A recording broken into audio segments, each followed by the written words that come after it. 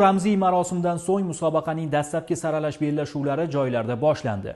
Jumladan Toshkent shahrida Yangi O'zbekiston Olimpiya cho'qqilari sport musobaqalarining birinchi bosqichi, aniqrog'i tuman saralash bahslariga start berildi. Yunusobod tumani sport maktabida tashkil etilgan tadbir yosh va iqtidorli sportchilarni bir joyga jamlab, ularga o'z mahoratini namoyish etish imkonini berdi.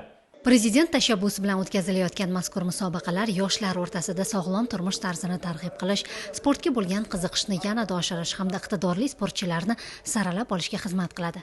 Shuningdek, musobaqa ishtirokchilar o'z mahoratini namoyon etish, yangi do'stlar orttirish va katta sportga yo'l ochish imkoniyatiga ham ega bo'lishmoqda. Ta'kidlash kerak, joriy yilda ushbu sport o'yinlarida yanada ko'proq yoshlarni qamrab olish rejalashtirilgan bo'lib, musobaqalar bir nechta sport turlari bo'yicha o'tkazilmoqda.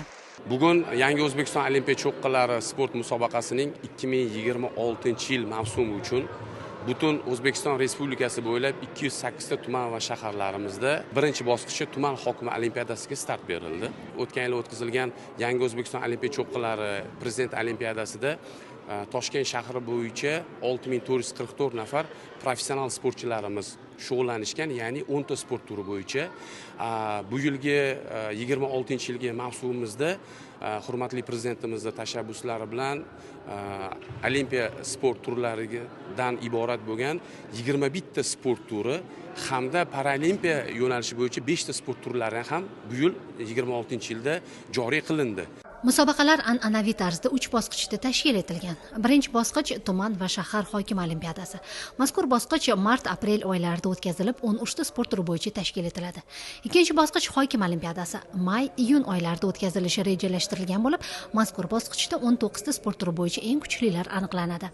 Uchinchi bosqich prezident olimpiadasi.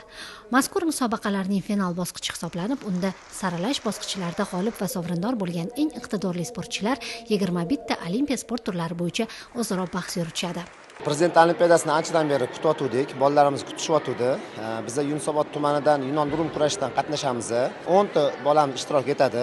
2012-yil, 2013-yil bolalarimiz jalb qilingan shu musobaqaga. Bolalarimizning kayfiyati juda ham yaxshi. Yunon burum kurashi bilan 9 yildan beri shug'ullanaman. Ustozim To'laganov Johir aka shular bilan muntazam shug'ullanib kelamiz. Shashtimiz bilan trenirovkalar ham 2 mahal bor, zo'r bor trenirovkalar ham. Xudo xohlasa faxrli o'rnini olamiz.